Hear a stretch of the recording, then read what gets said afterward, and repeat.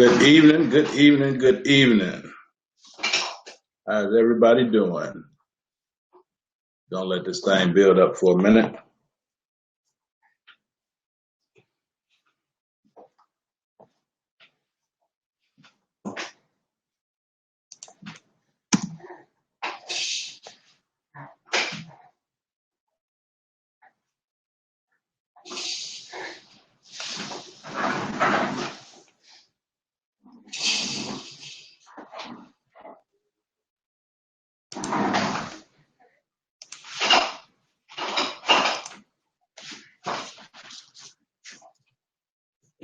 Let this thing build up for a minute. So go ahead and invite, share. Let's get this thing out. It's going to be a real informative one today. Very informative show today. I got a real special guest. So we're going to get to it in a few minutes.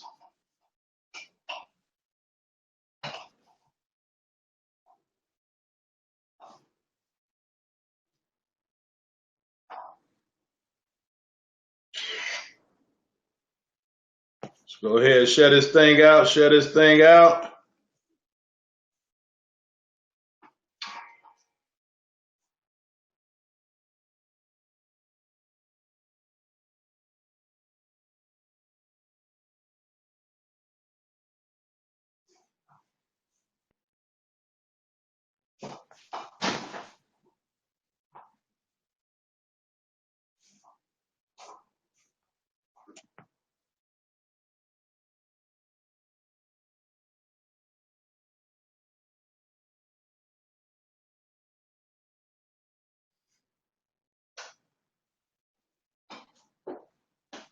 All right, go ahead and invite guests. We're going to start in about one more minute.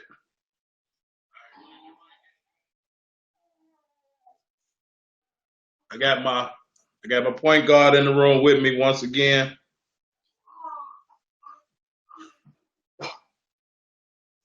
So don't mind him.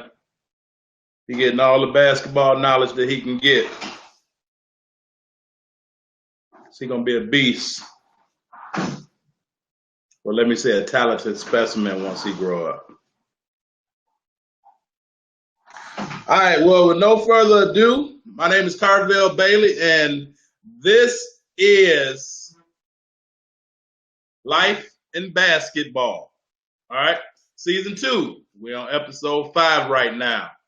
And my name is Pryor Bailey. I am the president and CEO of Blessed to Ball Skill Development Academy. And what this show does, this show is a show that bridges life and basketball, bring those two together.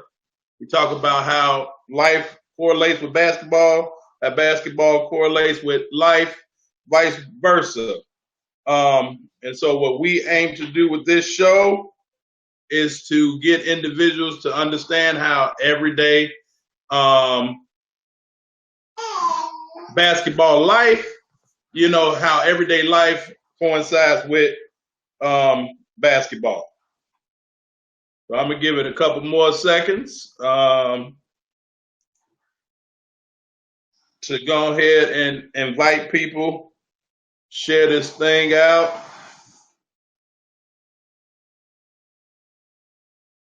And so we are here from the Blessed to Ball Studios in Chicagoland, Illinois. That's right.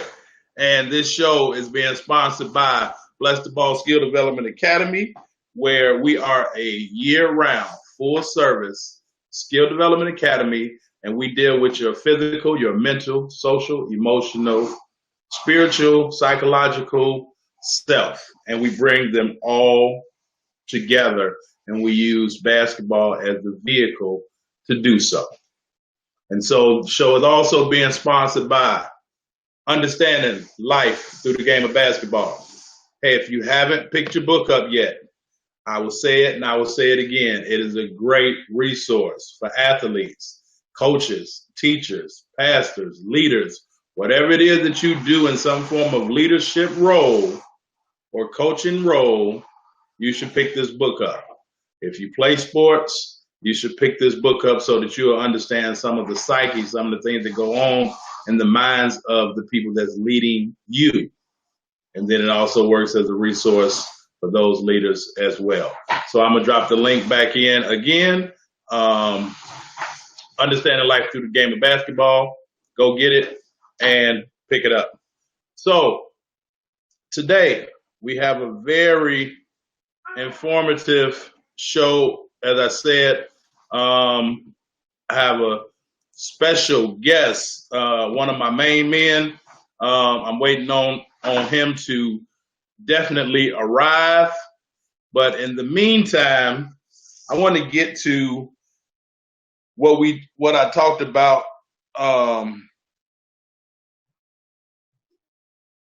the other day with the Kyrie LeBron James deal. Let's just touch on that real fast while I'm waiting on our special guest for today. So, the latest fiasco, what's the boy name? Kyrie Irving wanted a trade. He requested a trade. And so I stated that, you can't really blame Kyrie because LeBron James, basically came in, took over. He was like the dude that was fresh out of jail, had been gone for some years, come back to the neighborhood, and it's like, hey, this is my team, right? It was Kyrie's team while LeBron was gone. And then Kyrie came back, and what happened when he came back? Instead of them basically working together, remember when the season first started, when they first, got back together, it was a lot of turmoil. They couldn't really deal with one another. That was public knowledge. I'm not sure if everyone knows that, but they were kind of going at it. Kyrie was saying he really couldn't deal with LeBron because he needed the ball in his hands, needed to be ball dominant. And so what happened yesterday, let's go back for a minute. So LeBron James, Meek Mill album dropped. I haven't heard it yet. I don't know if anybody has heard it, but Meek Mill's album dropped. And so he got a song on there talking about, people not loyal, the game hurt him and things like that. So he's on his Instagram or Twitter, with his hat on and talking about Heavy Heart. Maybe that's the name of the song. I'm not sure. And so obviously it's a sneak diss. Students that I used to work with in high school, they used to always say, man, they sneak dissing, they sneak dissing. So that was kind of a sneak diss at Kyrie. Well, it then came out that Kyrie really wanted a trade because the year that they won a championship, all right, Kyrie Irving hit the game-winning shot. Everybody knows that. And so what happened was Kyrie or LeBron James requested a trade for Kyrie with Chris Paul. He wanted Chris Paul last year, the year after they won a championship, and he wanted to get that trade. Now, from LeBron James' standpoint, I want to kick it with my buddy. We go on yachts, Spain with our wives and do all of those type of things. But from Kyrie's standpoint, it's like, dude, I helped you win the championship. I wasn't on your coattail. Like, I hit the game-winning shot. I'm one of the reasons why we won this championship. And then you want to backstab me and say that you want your boy in? So I said it the other night. It's a lot of stuff that we don't know going on in the locker room. Winning cures everything. But when there's adversity, you find out who's really with you, what's really going on. So they said that Kyrie was really hurt by that, felt backstabbed because LeBron wanted his best boy, buddy, Chris Paul, to come to the Cavs instead of Kyrie after they won the championship. So now Kyrie, he was in, I think, Italy or somewhere doing a shoe tour.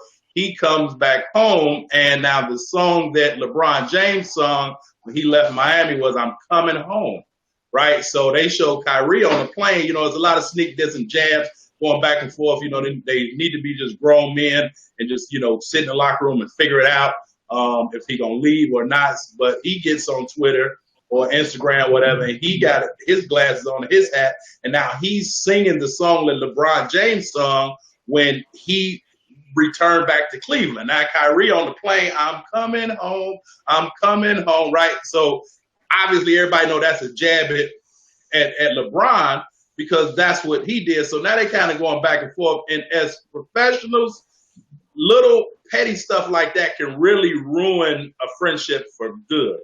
And so, that's what Kyrie did. But it's also a subliminal message because he requested to go to the Knicks. Well, Kyrie's from Jersey. So he could be talking about, I'm coming home. Like, I'm going to go to the Knicks and be with Porzingis, and y'all can have Melo. I don't want to deal with it. So, those are the latest, antics that's going on with LeBron James and Kyrie. Then they said Kyrie could go to Minnesota. He goes to Minnesota, they're going to send Andrew Wiggins back to Cleveland. But remember, LeBron James wanted Andrew Wiggins traded to get Kevin Love. So even if Andrew Wiggins come, now you're still dealing with players that don't want to play with you on a personal level because you was kind of shady to them at the beginning. So, that's my whole take on that. I think that they need to sit down and talk about it. If Kyrie's going to leave, let him leave. If he's going to stay, then stay. Just air it out. Let the man know how you feel. Let him know that his heart pump blood just like yours, and move on. But I don't think that he's being disloyal by leaving because I do think that he has his own reasons for wanting to leave. So I think it's unfair when people say he's being disloyal because he's leaving because this is the business at the end of the day. So, but now that that's out the way, with no further ado, I want to bring our special guest on. You see his face already. I want to welcome to most, introduce to some. If you don't know him already, Coach Sean Pryor, straight out of Chicago. And what's up, man? How you feeling, SP? Coach Bailey, how are you, my brother? How you been? man, I am great, man. I am great. I'm glad that we was able to, get you on, with this new technology. And I'm being kind of plugged and understanding how it works. So, we kind of got twisted up a little bit, but I'm glad that we got you on. I know you're on the West Coast right now, man. I thank you for taking the time out to just bless us with your presence and to hit us with your knowledge. And as I said earlier, I'm still inviting people, but I want everybody to invite, share, because what we going to do today, SP, for about 35 minutes, we're going to educate these people on life in basketball. We're going to educate them on, things that they should know, things that they don't know, and things that they can appreciate from a basketball standpoint, life standpoint, parent, athlete, coach, all of those things. So I know you, but can you introduce yourself and tell the people a little bit more about you, sir, please? I sure will, Coach. My name is Sean Pryor, one of Chicago's own. I've been in the coaching game, Coach, for 13 years now. I started off with the Chicago Demons. I played for the Demons in high school, so Vince Carter's been a mentor to me. So I was able to join with the Chicago Demons, headed down to my old alma mater, Hoop Dreams, Menlo Area College, with my man Corey Tate.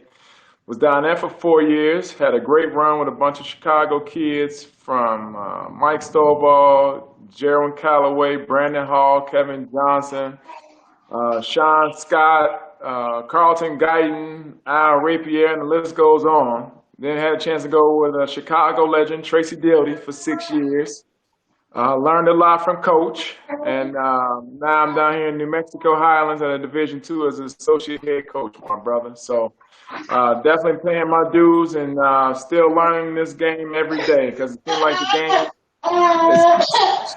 and just in life, you have to learn to stay relevant. The computer skills, basketball, whatever, you got to stay relevant in this business. And you got to build your network because your network is steady growing. You're getting a lot of people from all over the country just because of this social media has enlightened the world how to express themselves. So Yes. now, don't get me wrong, it's the gift and the curse too. Now, like you just said in your introduction about LeBron and Kyrie, I'm pretty sure Michael Jordan and George Gervin had a talk when George came to the Bulls. It wasn't no social media. Right. Now, did they like each other? Who knows? But they figured it out and they managed it to work throughout the year. I think guys fall victim to social media and let their feelings get involved and really go straight to the source. Those guys aren't always the source. It's to keep people in tune. It's a soap opera. So as people, we need to go to the source if it really bothers your ego like that. Mm. Everybody has an ego. But the problem is, can your ego be tamed? A lot of people's egos can't be tamed until they find out the hard way. And we all get humbled in life. But when you get humbled, does that make you a better person? Or, what have you learned from that experience? Like I said, everybody has these subliminal shots. If I have a problem with somebody, I'm gonna go directly to them. I don't need to, talk back on social media. So it's really trying to educate the young people. Not, this is fool's gold with all this social media stuff. Now, it does enlighten you in a lot of ways, and you're able to see things like the Rodney King beating. If that would have never been filmed, we would have never known. I mean, we know it as black people and Hispanics and whoever that racial profiling goes on all the time, but now it's more of an epidemic due to the social media, which I said is the gift and the curse of everything that we encountered to this point of July 27, 2017. So you know, um, but that's where I'm at, my brother. Man, well, as I said, right in the door, first few minutes, you've covered a wide range of everything. I mean, we can launch and land from what you just talked about, that brief, but it's a lot of things that stood out to me. But I want to kind of start from the beginning, where you were saying that you have to stay relevant, and the relevance is really, when I look at it, is more so from a personal standpoint, because I've seen, people that have gotten put on a high horse, and the same people that put you on a high horse, the same ones that'll knock you off the high horse. And if people allow for themselves to think that they're relevant because of their specific title, those things can be taken away from them. And now if you're not relevant, say in this scene or in that scene, then that can play a part, again, social, mental, physical, all of that.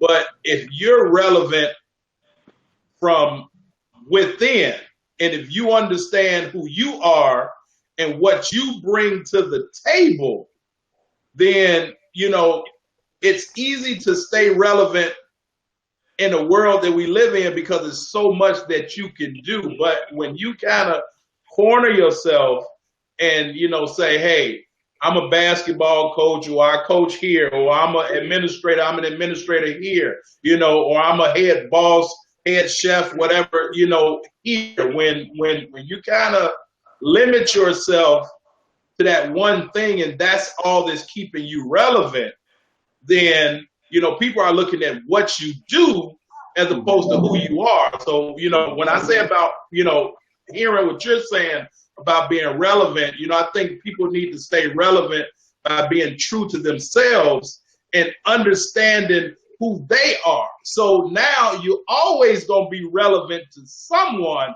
even if you're not relevant to the same people that kicked you off that same pedestal that they put you on. But because you know you and you know what you can bring to the table, now you will always remain relevant, one, in your own eyes, but also in, the eyes of those that you serve, because we're here, obviously, to be our best person and to, serve others. We're not here to just be selfish.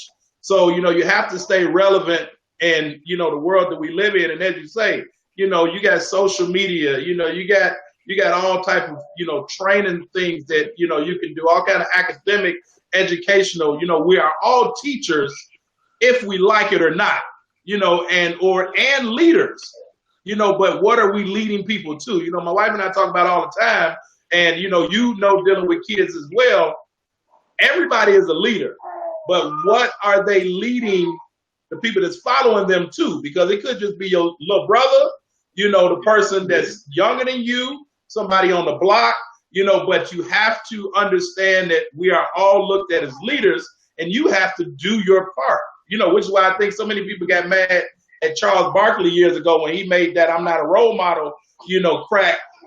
Everybody understood, I think what Charles was talking about, that it comes from home, but he shouldn't have really said it the way that he said it, because he is, and he's always been, a role model for others. So, I think that that's a focal point of everything that you said about being relevant. And then you said ego. Like, everybody has an ego, but are you gonna let your ego get the best of you? And I think, now again, talking about life and talking about basketball, and even putting it with the LeBron James and Kyrie. Like, those are both alpha males. You understand what I'm saying? Mm-hmm. And by them both being alpha males, their ego has got in the middle of everything that's going on, because every day since the story first broke, it's all in the news. So, now that's how fights start. That's how conflicts start, because you've heard so much other stuff, but you haven't heard from the horse's mouth. When I was a dean of students, we used to always say, it's always three people.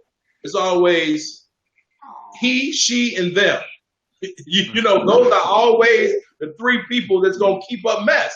He, she, and them, or they. They said it. He said it. She said it. She did this. He did this. They did that.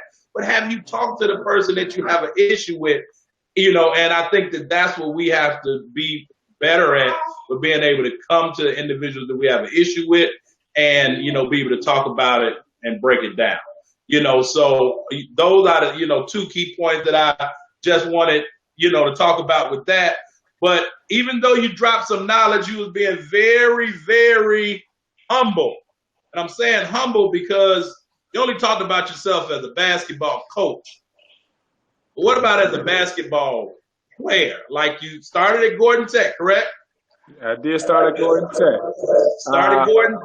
Hey, before we even get started, I saw Coach Tree on here. I want to give him a salute, who's been a mentor of mine since, the age of 5. Been watching him for a long time, and been thankful of him for the mentoring, and just this was somebody that made sure from Marcus Liberty to maybe even Doc Rivers and Isaiah Thomas on down, to making sure guys got an opportunity to play basketball. I mean, yep. As you know, our streets at times can be real rigorous. So to me, what kids don't understand nowadays, to be in the house, that's not a punishment to them. When we grew up, it was a punishment to be in the house. Hey, man, if I could go play this video game, oh, man, no problems. Back in our era, when we had to stay in the house, it was, you had chores, you had to wash dishes, clean your room, empty all the garbages, vacuum, maybe even dust the fans. As parents nowadays, we allow our kids to go to that social media, and that's been a down for this generation as far as having that communication level. That's exactly why you see guys talking through the social media, because people, they can't just go and address you like, hey, Coach Bailey, why didn't I play 10 minutes? Instead of going out and putting it on some type of social media or talking to them, as you say, instead of talking directly to you, people have this communication level, which is hampering our generation now. Exactly. But back to myself, yeah, I'm a Catholic League boy. Started at Gordon Tech. Had a fortune enough to go down the Menlo area. Arthur Agee recruited me down there. Played down there for 2 years with my man Sean Harrington, Coach Harrington. Thank you, Transferred Sean. out to Oregon State University. Played out there for a while. Played with a Chicago Bull draftee, Corey Benjamin. We were out there for 2 years, and another guy named J.B. Bickerstaff, who coaches for the Memphis Grizzlies. So I had a good career out there. Played in France for a little while, played in Puerto Rico, and then was blessed to get into the coaching game. So I try to give my knowledge to kids this way, and it's really about. Coach KB, you know, as a coach, I think this year was the highest year of transfers. Yes, sir. Yes, sir. 800. Now that's doubled in 2 years. It was at 460. So now you ask the question, who's making the choice? Is it the kid or the parent? Because at the end of the day, the parent is not going out there playing. So when I recruit kids, I recruit their parents as well, but I recruit them to put their trust in me as a coach. Don't recruit, the name. Recruit what's best for your child. What people don't understand, your level finds you. You don't find your level. If you're recruited by Illinois State, Loyola, UIC, Chicago State, Northern Illinois, then that's your level of play. If you get one offer from Illinois, but you don't have any other Big Ten offers, then that's not the school you need to go to. Maybe that coach just saw you on a good night. Maybe he needs to evaluate you a little more. Because at the end of the day, when I go to my boss, I have to explain, his character. Is he coachable? Is he going to go to bring that child? Now, if I saw him score 30 points in the summer league, that's fool's gold as a coach. I need to do my homework. How does he practice? I need to talk to his high school coach. Because AAU coaches only see him for 30 days, 40 days out the year. So, and they're only playing, one way, summer league ball. There's really no structure to this. You're just seeing kids being able to play in an open system. So as a coach, I have to go, now obviously if you go to Simeon, Morgan Park, Marshall, Farragut, the history of those programs. So what's been established there. Exactly. Now, as a coach, it's real difficult, to watch these kids nowadays. And, style of play is important. Are you going to play in the Big Ten or regular league, or are you going to go on the West Coast and play up and down? What fits your style of play? And that's what parents and kids need to do more of their homework on. Watch film. Ask the players, hey, I'm sorry. Hey, Knowles, what's up, family?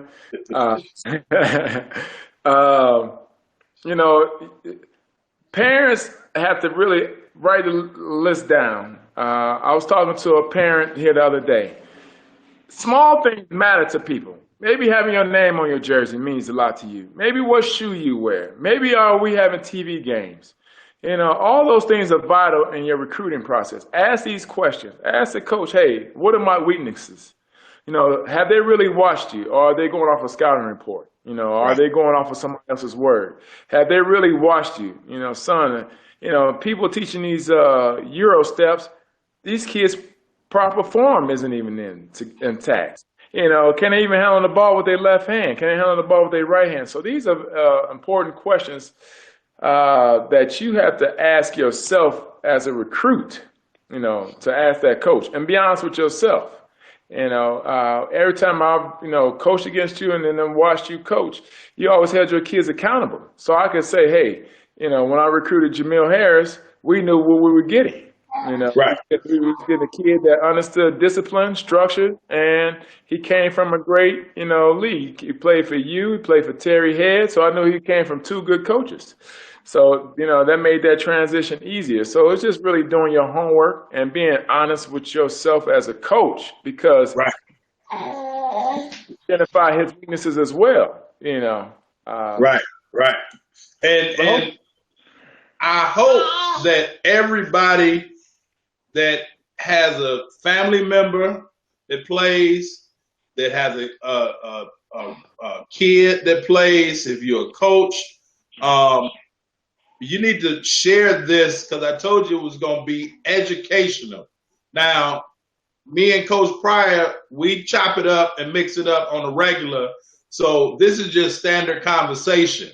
But what you're getting, again, life in basketball, but you're getting viable information from two coaches, one that's been a head coach on a junior college level, another one that's been a successful coach on not only the junior college level, but Division I as well as Division II. So it's nothing but jewels being dropped today. So you should get a pad, you should get a pencil or paper, whatever, and you need to take some notes so that you can understand what's going on. Why everybody in Vegas right now, want to see, last night I actually saw, LaMelo and the Duncan dude play, and it was like 850,000 views that was watching it. But as you say, that's rec league basketball. Some do play well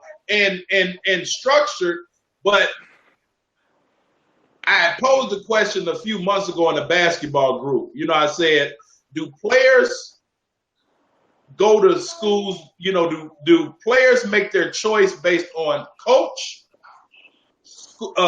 school, or other players? I personally think they're making their choice on the coach first, then the players that are around them, and then the school last. The only people that's really choosing the school about where they're going are the fans, because now they can be associated with that program. They can say, hey, I'm a Cameron crazy, and we in the bleachers going nuts. But you want to play for a coach before anything, and the reason why, we started this because we talked about 800 transfers.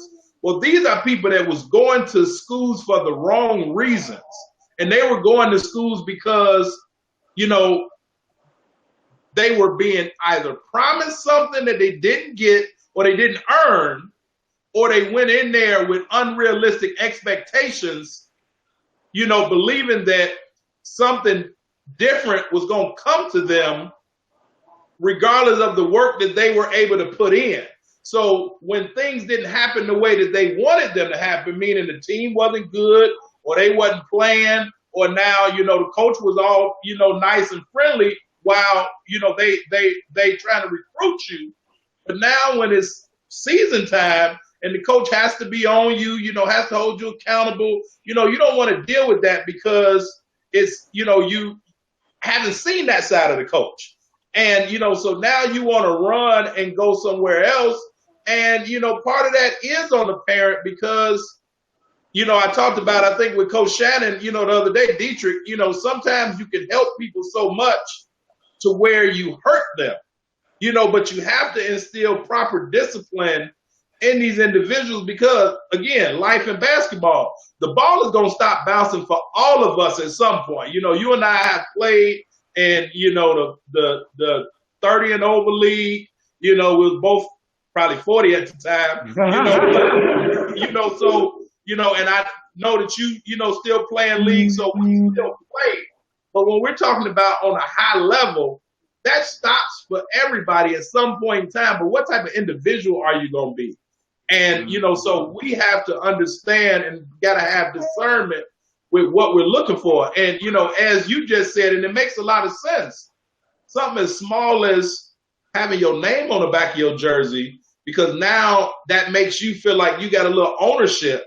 That may be a deal breaker for a kid that's looking at this school or that school, but it kind of worked both ways because, hey, I'm going to go to this school because they got my name on the jersey, but it's really not my program. It's really not a system that fits me.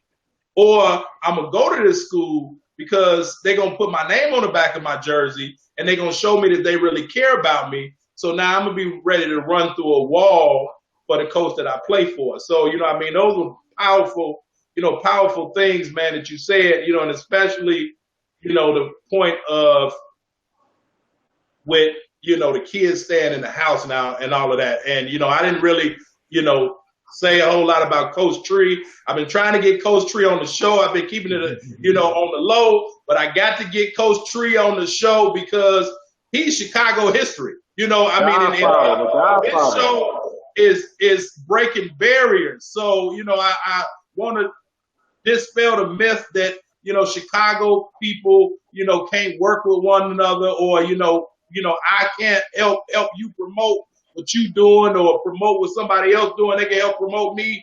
Like, I'm using this show to dispel that whole myth, especially within the limits of Chicago in the outside areas. But yeah, I've been trying to get Coach Tree on for a minute. Hopefully we can touch base sometime within the next couple of days, because I want to get him on, within the next couple of weeks, because I don't want to get too far. Because as they say, you don't know where you're going unless you know where you came from. You understand what I'm saying? And so I don't really want to get, into so much about Coach Tree. But as you said, Coach Tree saved a whole lot of dudes' lives that people don't even know about, that's in the NBA, that's, on TV, people will never understand what basketball does for human life, and that's, again, part of the reason why I wrote the whole book, because it and I know it. All coaches don't think like us. It don't make us the greatest coaches, but some coaches just worried about wins and losses. But then there are some coaches that's worried about life and death. And I think that's very, very powerful. But so you left Gordon Tech. You was at Gordon Tech with the shooter, right? Yeah, Tom Kleinschmidt was 2 years older than me. Antoine Gillespie, another Gordon Tech great, and Jason Bay. We lost to King my freshman year to the Jamie Brandon and Keith Johnson, Johnny Selby show. And, so after so that was a great experience coming in my freshman year. Catholic League was loaded with Antoine Walker, Jerry G., Donovan McNabb, Malik Dixon. I mean, the list goes on and on. And my teammate Dwayne Austin that played at DePaul University. So I was fortunate enough to see a lot of talent go through that Catholic League. The Weston House was hot, with Kewan Garris and Corey Billups and Mark Miller and that crew. And Michael Herman was a Chicago legend who bounced from Hales to Weston House to King. Yeah, so just that era of basketball was serious. The Red West was hot. With Marshall, Crane, Whitney Young, Weston House, and you had the Red South. Was on another level. Red Central at that time with King, Robeson. I mean, basketball in Chicago is legendary. The thing that we forget now is we don't pay tribute to the people that like the rap game or any other game. Right. Pay tribute to the people that laid it down. I saw people playing Chuck Taylors, Billy Harris. I saw my cousin Michael Tank Eversley. I saw people going for 30 outside. On the blacktop. In big time. So now these kids are worried about, I don't like this color shoe. How about being thankful for the opportunity to wear a shoe? How about be thankful for being able to put on a uniform? Because once it's taken away from you, the only whistle you're going to get to play is in the open gym. And at that point in time, you're just doing that for health and maybe for the love of basketball. But why you have opportunity and why you have coaches out here that are sharing their love, because high school coaches don't get paid anything. They're doing it for love. I mean, if they're able to get something out of it, cool. They deserve it. Because it's kids that don't have food. It's kids that don't have any father figures. You're talking about why kids can't handle pressure. It's because we have too many people that are enablers. They don't want them to fail. No, let them fail. Let them fail. Because then where their competitiveness is. I mean, you got to be competitive. There's nothing wrong with sitting in front of the first in the seat of the classroom. You know, hey, Right. they say, oh, he's a nerd. Well, what's wrong with being a nerd? Someone that's educated and that's smart, that person is going to be able to make it in life. Are you going to have Exactly. skills? Once basketball is taken away from you, you know, did you have a summer job? I mean, you could work at the movie theaters, you could work at Target. You have to have some type of work discipline. You have to have Or some even type community of service. just do something. Basketball camps, but get into a field that you like, you know, outside of basketball. You Hmm. know, it's not about, you know, basketball is a avenue to open up other doors for you. Basketball Exactly. has opened up so many doors for me. You know, was I able to play on national TV? Yes, I was. But I was also able to go meet, you know, a president of a company, you know, because they saw me play. You know, you know, our kids taking speech classes, our kids taking computer classes, because you have to be computer literate. You know, they got these Twitter fingers where they type unbelievable. But are Right. you able to type a resume? Are you able to say, hey, you know, can you sit in front of 400 people and hold a conversation? You know, are you able to shake someone's hand and give them a firm look? Do you give people eye contact when you talk to them? These are the type of small things that we don't educate our kids on.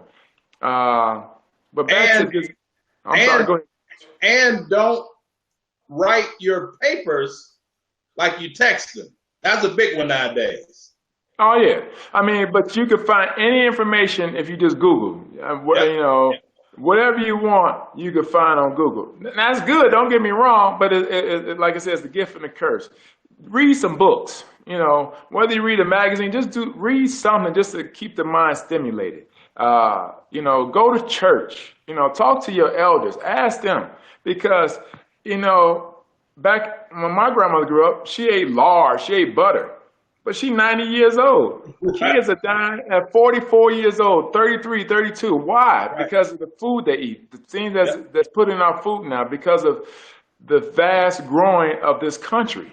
You know, we are losing a lot of people, but we sure gaining a lot of people too, whether they're Yep. coming in from whether we're importing them or we're just having kids at an early age. But regardless of that, we still need to educate ourselves on just life in general. I mean, I try to stay physically fit as much as possible. I try not to, you know, stress is a killer, and that's the part that people don't seem to understand. You Exactly. can only control so much, and I'm learning that even at 43 years old, that you know, stress is a killer. So you're not gonna win the world in one day. You know, play your dues, put your time in, continue to network, build on your network system. You know, like us, we talk like you said. This is a regular conversation for you and I, Right. but the world doesn't hear what's really important out here. They hear what they Exactly. want to hear, Exactly. and that's turned on the news. Man, Coach, I don't watch the news at all. I might watch Sports Center for a little bit to catch some highlights, but my everyday endeavors is trying to help the kids that I deal with every day. When I was at Mental Area, I made sure kids graduated. You know, this is important. At Chicago State, you know, working with Tracy Dildy, we graduated kids. Prime example, I graduated a kid named Darius Simmons. This kid, I had to walk him to class, but guess what? He's on the west side teaching kids. He's working at a school. He could tell you firsthand, man, coach, if it wasn't for you walking me into class, I don't know where I'll be. But why did I do that? Because somebody did that for me. And I Right. was told, if I'm going to help you, you got to help somebody. Right. So, Right. and that's been my And motto. and you know, us as coaches are mentors, teachers, father figures, you know, spiritual advisors, everything. But you know, as you said earlier, you don't just recruit the kid; you have to recruit the parent because at the end of the day, that parent is entrusting you with their kid. And so, if anything happens or goes wrong with that kid, they're going to look at you because you sat down in that living room or the parents sat down in your office and they believed you more than they believed anybody else because you know the kid can want to come, but as we said, even with all the transfers, you know, it still kind of lies a little bit with with that parent unless we got kids that's out here that's just on their own. So you know you really unconsciously make promises to those parents that you're going to give all that you can give. Now, if the kid don't give all they can give, that's another story. But you won't allow it to happen because of you. And I had actually had Jamil on the show the other day, and he was saying that he made a promise to his grandmother that he was going to graduate, and lo and behold, even though his senior year, he had his health problems with you all, but he was able to graduate. And as he said, he walked across stage on his grandmother's birthday, and that's nothing but like God's divine timing. Certain things don't happen like that. And when I first picked Jamil up from K-Town and we was on our way to Marshall, and I told him, I said, man, you got a book. I said, like, you have a story to tell.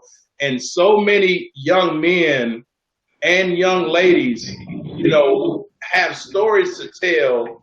And it's all because of the sport of basketball, that they're able to learn a little bit more than they would learn if they weren't playing basketball, because you have to be able to have teamwork. You have to be able to have, the camaraderie. You have to have a good attitude. You have to be disciplined. You have to do all of those things. And as coaches, and I know that you feel like me, we learn from the individuals that we work with just as much as they learn from us, and if you ever think that you're not going to learn from those in which you're serving, then you're in the wrong lane, definitely the wrong lane, man. But now kind of getting into it a little bit more, and I definitely thank you for keeping it real and going at the pace that you're going. So we talked about Gordon Tech, and then you went to Mineral Area, and then you wound up at Oregon State. Now, after Oregon State, then you did your AAU thing. Talk to us about AAU, man, because it's a big misunderstanding. I would like to say for a lot of people that may not truly understand AAU. I never played AAU, never coached AAU. I had my own feelings about it. I'm loosening up a little bit now, but give us your real breakdown of just the overall concept of AAU. Maybe Vince Carter did it a different way, and obviously how he ran Von Steuben, so, maybe you not talking about, or maybe you are talking about, some of the things that Vince did. But what's your take on AAU now? Well, when I was growing up, it was an opportunity for kids to get out and see something that they hadn't seen. I was playing with a lot of kids from Cabrini Green. So it was really about helping, get some type of, expanding your horizons, being able to see maybe a California, maybe seeing a St. Louis, maybe seeing a Memphis, maybe seeing a Atlanta. So it was, at that time, because it really started in about '93 with Gary London, and when he had Team Chicago. So just getting started then. Vince Carter at that time was having the Demons for a while. He started in '83, but AAU started really becoming relevant. I say, hey, maybe that Ronnie Fields, Quentin Richardson era, when it really started to get popular. And so coaching it at the time, it was really just to help kids just get some type of exposure. But now it's become a circus, because now it's funny as a coach how people could critique you, but I can't go to your job and critique you though. So people don't sit in that seat, don't really understand how hard it is to really try to be, a coach, because now it's a circus, because everybody feel like their 2 cents matters. Granted, I am coaching your son, but let me coach your child. If you don't want your child to be here, take him to another program. So, it depends on how that coach sets his laws with, the people that he's having on his team. Now, obviously, we have some of the best talent coming out of Chicago, and we have some of the best programs. So it just depends on what you're trying to get out of it. As a Okay. player, you're trying to get as much exposure as possible. Hmm. Chicago is not the hotbed it was 10 years ago. I Right. mean, because of social media, people are, but also the thing, too, why coaches aren't willing to risk their jobs for, bad character kids. I'm not willing to Right. risk $1 million on a kid that's going to be an asshole. He's Right. not going to go to class. The NCAA is holding you accountable now for graduating. So if you Right. don't graduate, now you as a coach are being held accountable for that. When we Right. walked into Chicago State, the APR, they hadn't graduated a kid in 7 years. Right. So Right. when he took the job, he realized, like, man, I mean, what did I walk into? But we took that challenge face on and graduated kids at a high rate. We were graduating 4 or 5 kids, and we have had a graduation wall just to verify that. And But y'all back to what, actually, not to cut you off, but y'all actually were the #1 Division I program with APR. Am I correct? Like y'all had the highest APR in Division I basketball. yeah, we had 1,000% for 2 years in a row. Yeah. Graduating kids and retaining kids. Right. So I mean, coming from we were on deathbed. I'm telling you, Coach. Right. They took away practice. We only Right. had limited practice. We had limited scholarships. So you had to overcome that for that 2-year penalty. But we Right. did. We found a system. Collectively, we worked as a group. We had our administration on board. We had tutors on board, and then it became a little more.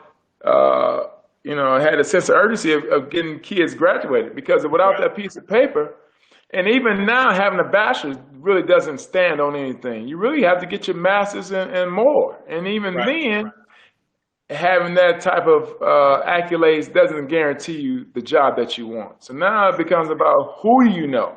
So that classmate that you might have laughed at as a freshman, or sophomore, or junior, that's sitting at a presidential level. Be the Now, boss. yeah, now you need him. He don't Yeah. need you.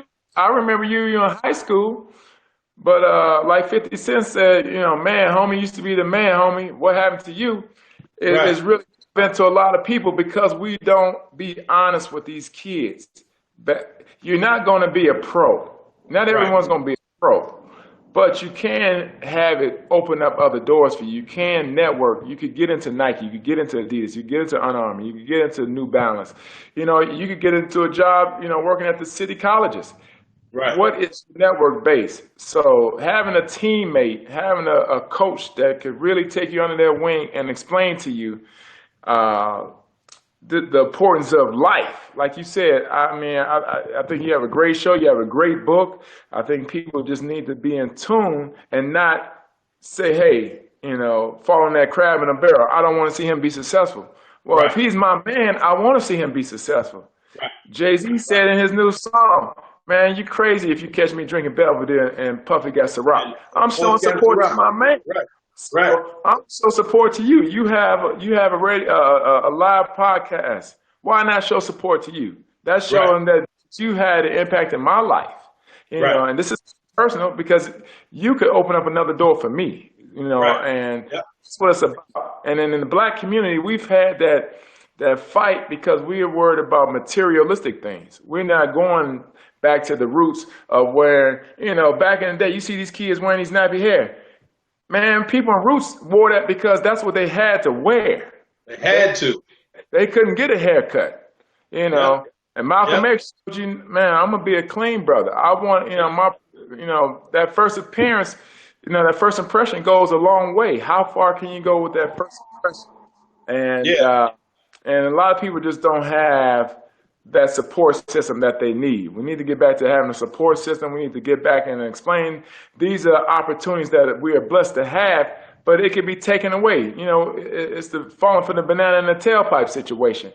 Don't fall for that. Please don't fall for that. Stay true to the game.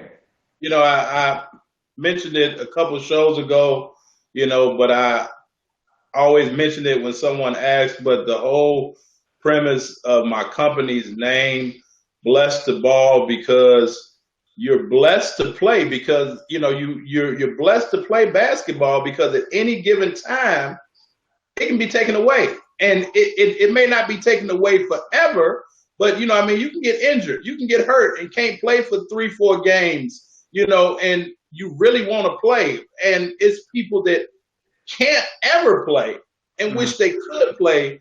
So you have to appreciate what you have.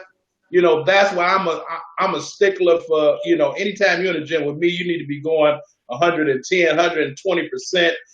Everything is game speed because it's a lot of people that want to do what you can't do. And you got to understand that you are blessed to ball. But then on the other side, because I've seen both sides, even from, the streets or just say living good, we used to call that balling.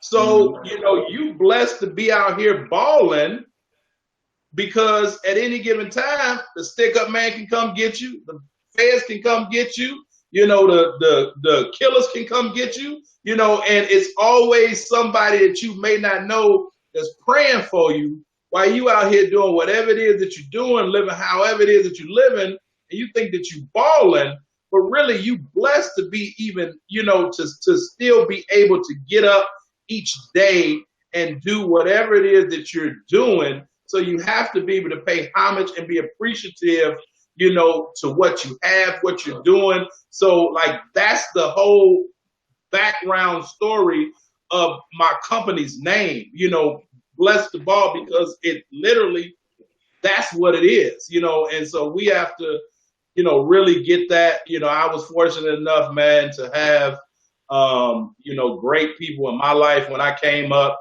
I'm pretty sure when I get Coach Tree on the show, probably for about 10 or 15 minutes, we're going to talk about my godfather, Dan Davis, who was the coach of the Kennedy King, and Tree was there, and they worked together with, Tree saw somebody, sent him to Dan or whatever. But I was blessed with a lot of good individuals in my life that poured into me, so where basketball was fun, but that's why, I think now that I'm a coach, because I was always thinking the game. I was always a chubby kid, but I could outthink anybody because I was looking 2-3 plays ahead because I'm looking at like what's next. And I think that we have to sometimes, even though we have to be appreciative, but we have to, as we, say on the street, you got to have your head on the swivel, but you got to be able to see what's next. You have to be able to foresee your dreams and your goals.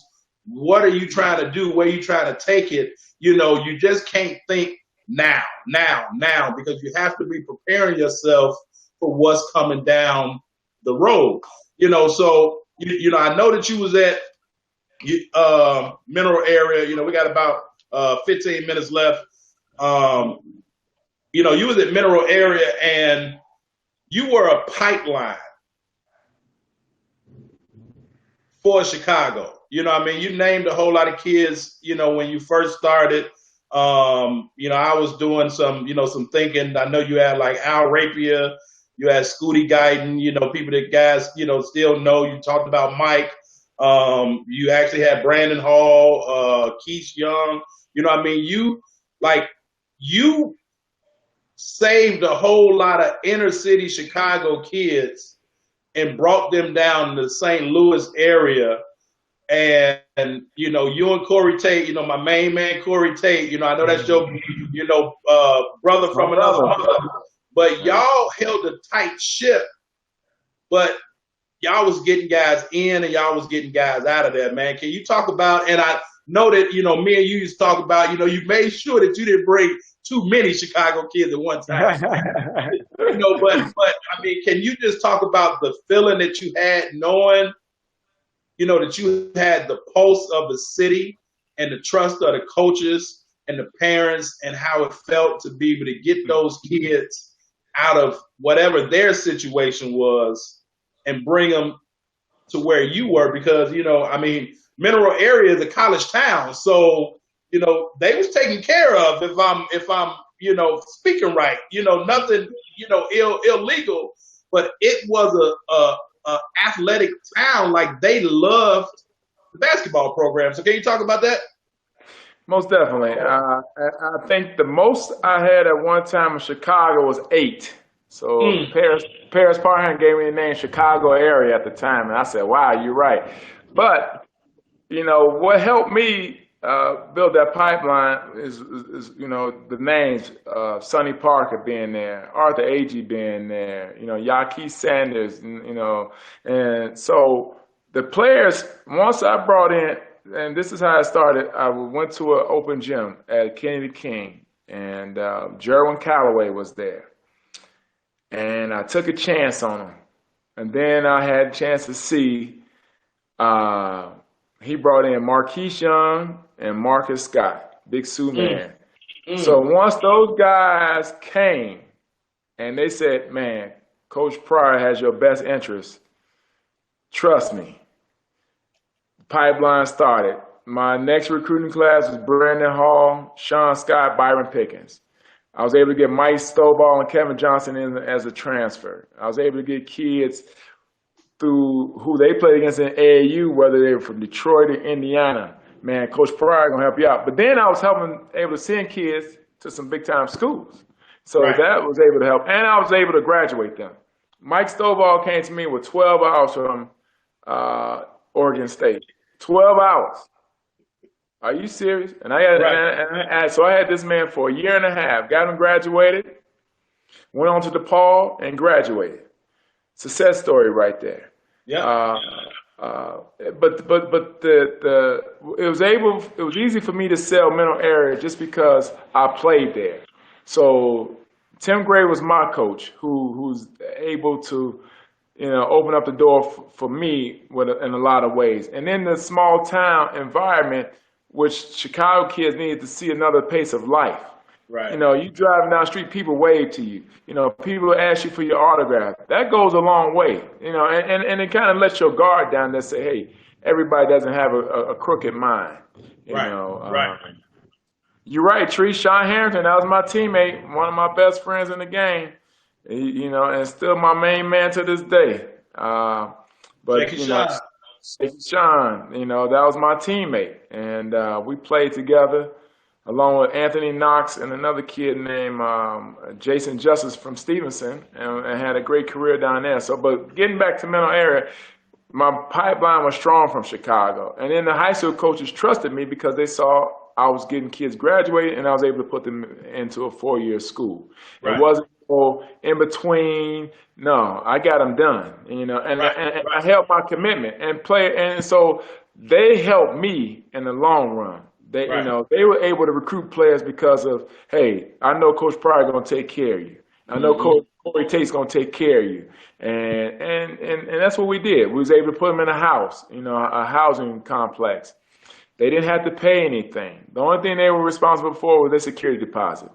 We gave them a stipend on the weekends. They had 3 meals a day. We played a high-level basketball schedule, and we were able to come back home. So it was an easy sell for me to beat out a lot of people at that time. And definitely some great days, great times. Had great battles with Kennedy King, Truman, Malcolm X. So Hey, y'all I was doing my homework. Y'all was 110 and 49 in 4 years. Y'all was rolling. We were rolling, and just had a great experience. I think we might have had less losses than that, Coach. I think we might have had 20. Because I was there when Corey got his 100th win. Okay. So but I know we didn't have no 49 losses. We didn't lose that much. Maybe 10 losses was the most in my 4 years. Okay. Well, I can recall to this. I was talking about it the other day to somebody when we came down there with Truman. We only had, well, actually that was the second year. So I came down there maybe with about 9. We only had about 9 players, and when Cartier, and so he played with Scooty, and and so that night, man, I remember it was the gym was jam packed, but everybody kind of looking at us like these short guys gonna blow us out, but the fans didn't really understand what we was bringing. and we went toe to toe with y'all. Yes, you And did. and I think at that time y'all might have been ranked either number 3 or 4 in the country, and we were supposed to get blown out the gym, and I remember, Corey was mad because he like, man, let's finish these dudes, but I'm looking at you, and you on the bench kind of, with that chest face, like, I don't know, coach, it ain't gonna, they ain't gonna just roll over, but. Scooty had a great game, man. The fans, and the thing about it, the fans were great. Even we got a call that I don't think we should have gotten. But after the game, I had so many, as you said, small town. You thinking, these, people, either they ain't gonna like blacks or whatever. I had so many people that come to us and say, like, we love how y'all play. Y'all play the game the right way. Thank you for a good game. And so I can only imagine every night the players getting that from their home fans. You know what I'm saying? And just a great environment, to be able to play in. And then, after that we talked about, you came home, to Chicago State, where y'all basically had to rebuild a program and, literally get back to the whole student athlete thing. But, I don't really want to get into a lot of Chicago State, but what I do want you to talk about as we, wind up closing it up and, getting down to wrapping it up, can you explain the transition of the player and a coach from junior college to, Division One?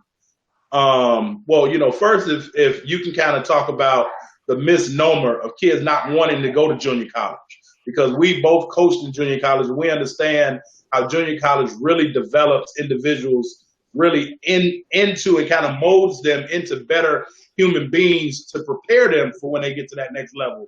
But if you could just talk about that misnomer, coaches not wanting to send their kids to certain junior colleges or, want them to go to 4-year schools as opposed to junior colleges, but then how that transition is from junior college to a Division One, or even where you at now, Division Two, how the expectations may change. Well, people need to educate themselves and realize how many pros have come from junior college. They have this misconception that's a downer. No, it's not. Mitch Richmond didn't say that. Latrell Sprewell didn't say that. Larry Johnson didn't say that. And these guys have played 10, 12, 14 years in the NBA. It's the reason why you do go junior college. The ball was dropped somewhere. Whether you take care of your academic, whether you're a late bloomer, whether you didn't go to class, it's a reason why. But it's a way for you to continue to develop your basketball skills. They don't realize going into an Indian Hills or going to a Three Rivers, the crowd and the high level players. You have more Division One players sitting on a junior college than it's 5, 6 guys, and then you have D1 transfer to want to transfer someone else. So this misconception of junior college being a bad thing, no, it's not. 2 things it helps you. Academically, it helps you to be a better student. And then basketball-wise, you're able to continue to develop your skill. Because some people are late bloomers. Right. Everybody's not a pro right away.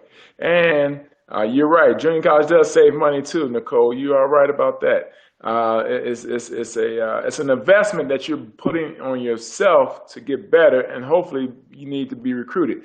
Now, right. The only knock that they give Chicago junior colleges and why we don't have powerhouses like we should in Chicago is because we don't have housing for kids.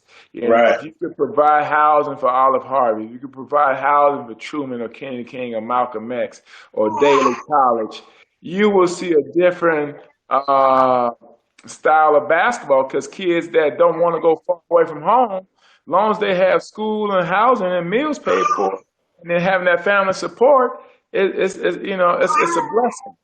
Now, the transition that people don't understand coming from junior college to Division One is structure. Your time is taken from the time you wake up to the time you go to bed. Whether you have to go to weights, whether you have to watch film, whether you have to go meet with an advisor, going to class, going to practice, study hall. Your day is taken up from the time you wake up to the time you set. So people structure have a hard time. And then the Right. of playing at a high level, being accountable for everything that you do. People don't understand that my job, this is what pays my family. But Right. if you don't have a coach pushing you, you should be really concerned. Because if they're not hollering at you, that means they've lost their interest in you and they're going to replace you and then you're going to be on that transfer list. So instead of enjoying that moment while you're being on that Division I level, like you said, it's 330 Division I schools. You're Right. only allowed to have 13 scholarships. You do the math, that's what maybe, who knows, but it's not many. Right. So the ones that are fortunate enough to make it to the Division I level, you put in a different class. So Mhm. to sustain to be at that level depends on your work ethic, and do you have that discipline to want to put in that work if it means something to you? Because Right. you're only gonna do if you love something, you're only gonna do what you want to do. What If you you want to don't do. love it, you're not gonna get the results and the success that you should get out of it. And on the Right. flip side, talent wise, you might not be that good. You Yeah. might go down. You might need to go to Division II. You might need to go to NAIA. But that's because your talent level, you're either not good enough or you're not working hard enough to stay at that level. Right. Right. Right. Yeah. So, And say, man, when I was at UIC, I transferred from Aurora to where, hey, practice at 2, get there at 1:45, whatever. But got to UIC, and which is why I conduct all my practices the same way. It was, get up, find your own time to eat, but you had to go lift probably early in the morning, be able to eat, go to class. After you get done with class, now you got to go get treatment, then you go to practice. Now you got to go to study hall. You might have a, team film session, and be able to eat after that, like from sun up to sundown, because they were like, basketball is your job when you get on that level. We're paying you to go to school. So your job is to do the things, to earn this money that we're giving you. And it's, around the clock. And so you have to be disciplined to understand, and I try to tell guys that I have coached or worked with, when you get to college on a certain level, or the level that everybody wants to get to, let me say that, you have to understand that practice ain't just about putting your practice uniform on and going in the gym. If you got weights, that's just like practice. You miss that, that's missing practice. You miss study hall, that's missing practice. Even if you are hurt and you miss treatment, you miss going to the trainer, you miss practice. You know what I'm saying? Like, all of those things are composed in one. Yes. Don't miss practice. Don't miss what's scheduled for you. And so yeah, that's a huge point to thing to point out, man. Definitely appreciate that. But real quick, before we go, I'm gonna give you 2 hot seat questions. But before that, let us know where you at now, man. Tell us, pump your school up right now, man. Tell us about y'all, what you're doing, where you at, what y'all got coming in, what you're looking for. Tell us a little bit about y'all. Well, I'm at a Division II. I'm at New Mexico Highlands University down here in Las Vegas, New Mexico. Had 4 Chicago kids last year, from Karen Woods, Marlon Johnson from Joliet Central, Ron Lawton from Rich. Let me get it right now, because I know that Rich is real serious. Yeah. I think from Rich East, and Okay. and then I had a kid named Davion Johnson that played for Coach Goody at Bogan. This year I had Okay. 2 kids from Chicago suburbs, one from Eric Gillespie that played at Triton, and another kid named Cortez Dixon that played at Parkland. Two Okay. really good coaches there. But the thing, as you get into this business, coach, you recruit kids from all over. That's what helps you to be a recruiter. And I think coming from a major city like where we're from, Chicago, other people are intrigued by that. Whether it's your lingo, whether it's your basketball knowledge, they haven't been exposed to that, so they build a liking for you. My basketball resume speaks for itself. I played in the Catholic League. I played in the Pac-10. I had a chance to play European ball for a couple of years. I've been coaching for 12 years now. So the wisdom that I try to drop on these young fellas is capitalize on the opportunity, and you could be a pro from anywhere. You could be a pro at a Division II level. You could be a pro at an NAIA level. Just because you play Division I doesn't guarantee you're going to be a pro. Everybody that played at North Carolina didn't go to the NBA. Everybody that played at Syracuse didn't go to the NBA. But you see a lot of people that are in Europe. That's why when you get to that next level, it's about you being able to identify talent.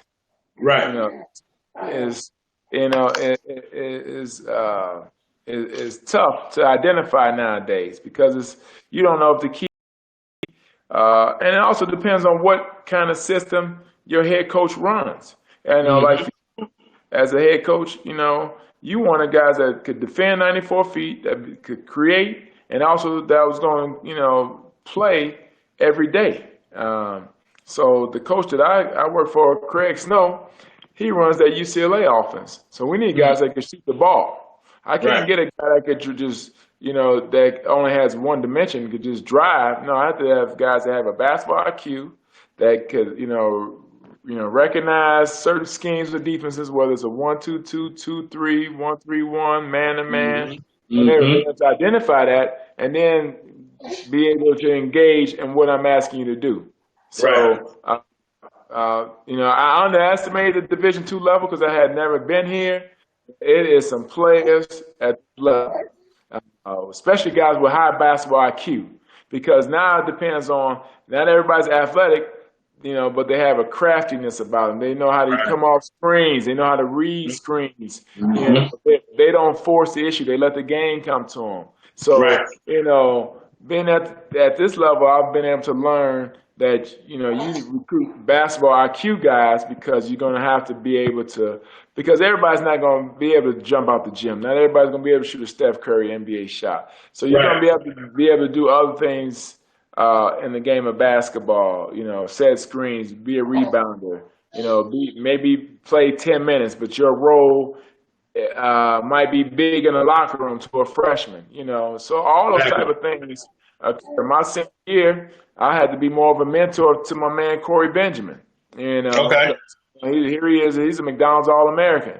So my coach is not going to bring in a McDonald's All-American and have him sit the bench.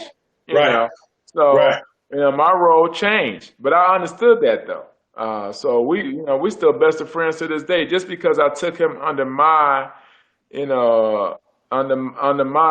wing. And say, hey man, this is the way to go about it, So and that's what kids have to understand. You're not gonna be that guy, but will you appreciate being on the team?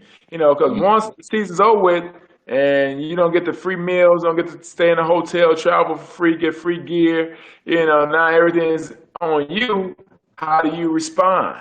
A lot of people have a hard time responding, So that's why as coaches, that it's key for us. During the process while they're there to explain, and then explain to them not only about basketball, but like you said, about life. There you go. I'm not a real political person, but I know we lost one of the best presidents ever, and I've never seen a president being so disrespected in my life. And here we are. We have an idiot right now in office, and people think that's cool. But also, I want to show you something you hit on earlier. I think basketball has shown some people some disrespect. Here we go. Derrick Rose, prime example. The man just averaged 18 points a game. He was the MVP. He's an all-star. He's an Olympian. You give this man $2 million? Man, that's a straight disrespect. Now you have a kid that's played for Detroit Pistons, signed with the Lakers for $18 million. The man hasn't been an all-star. So what is going on here? you know. So, like you said, basketball could be taken away from you in a matter of minutes, and here's Derrick Rose still averaging 18 points a game. And some guys that's not even averaging 18 points a game, getting 20 million, Right. 30 million. Right. And here's a guy who's a Hall of Famer. So Right. if that's not an eye opener to people nowadays, pay attention because either they think he's damaged goods or something. But that's not adding up to a guy that's of his caliber. I think that's a straight disrespect to him. You know? No, and you know, it's we have to do a better job appreciating the game of basketball. You know, again, you know, you get some of these new guys may not even know who Lou Alcindor is. You know, and just all the old stuff I would just throw out at players just to get them to see if they knew. You know, but again, before we get out of here. Understanding life through the game of basketball, 1999. Pick it up, buy it as a gift for somebody. All right, read it yourself. Support you. Right. If nothing else, support me, SP. There you go. Support me. The show, Life in Basketball, we are open to sponsors. You know, our last show, Willie Harris, we hit about, I think right now we're probably 1,300 views. And that's just on Facebook, not to mention on YouTube. We averaging probably about 800-900 views. I know that this one is going to get a whole lot. If you want to advertise the business, what you do, get in contact with me. We got some, sponsorship packages. You can sponsorship, a segment or two of the show where put your business out there, all your information, so that as people are learning about how life and basketball goes hand in hand, they'll learn a little bit more about you and your business. So get in contact with me, if you want to sponsor a segment of the show and tell people about everything that you do. I will be more than open to, listen and be able to help you out, take a look. But real quick, SP, real quick, I want to ask you 2 quick questions because I didn't bring my charger, and so I don't want to die out. 2 quick questions on the hot seat. Who is the best player from Chicago that you never played against? Oh, baby. That I never played against? That you've ever played against. Oh, that I've ever played against? Right. The best player that I ever played against from Chicago? From Chicago. Baby. That's why it's called the hot seat, baby. The best player, well, it's not fair, but I'm going to go to my era. And,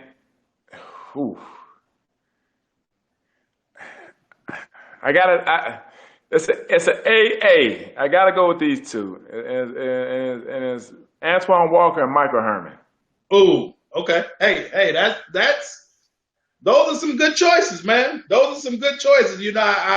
Real quick, and I know I shouldn't tell this story because of my battery, but Michael Herman played, and I told Mike about it in front of y'all. He remembered it. Mike was a freshman at Hales. Tree probably remember this. Hales played St. Mel to St. Mel. The game went into overtime. Freshman Michael Herman gets fouled to go to the line to send the game to overtime. Freshman Michael Herman, 14 years old, St. Mel, you got the fans only one way. They hooping and hollering. Michael Herman bangs the first one. He don't know no better. He get up to the line, one free throw to send the game to overtime. It's a rivalry, Hales and St. Mel. Michael Herman bangs the second one.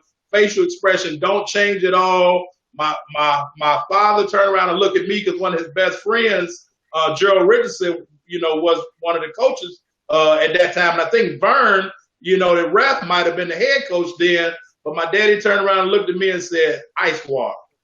He said that dude got ice water in his veins. Young Michael Herman, man.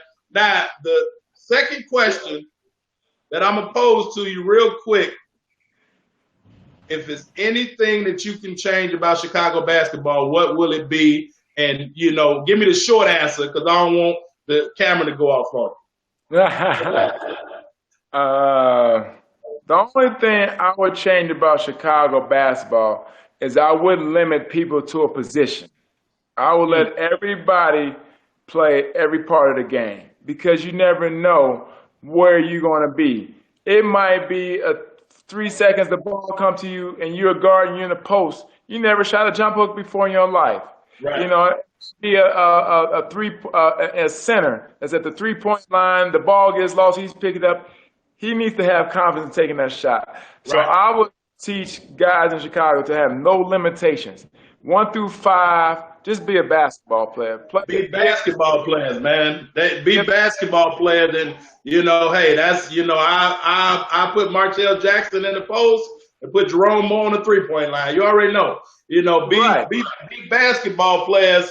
So since y'all done heard them all day, I'm gonna let my co-host make his statement. But look at the shirt that he got on today. I'm gonna put him up close. The shirt say all heart, baby. You gotta have heart to play this game, SP. You gotta have heart, coach. You gotta have heart, man. But I definitely thank you, man. You know, we'll definitely touch base in the next day or so. You know, but I hope that this thing go viral. We gave some great information, and you know, if there's anything that I can do to help you, and I know that you feel the same way, man. The feeling's mutual. I definitely appreciate you blessing us today. And again, if you want to know more about Bless the Ball Skill Development Academy, reach out to us, or I drop a couple links in there. And in pardon, I always say you might as well aim for the top because it's crowded as hell at the bottom. Man, it's crowded as hell. Crowded at the bottom, I appreciate you, baby. Hey, KB, I appreciate you. Thank you for having me. Yes, sir. Chi-Town love, baby. Appreciate you, family. Chi-Town love. Peace, y'all. My man.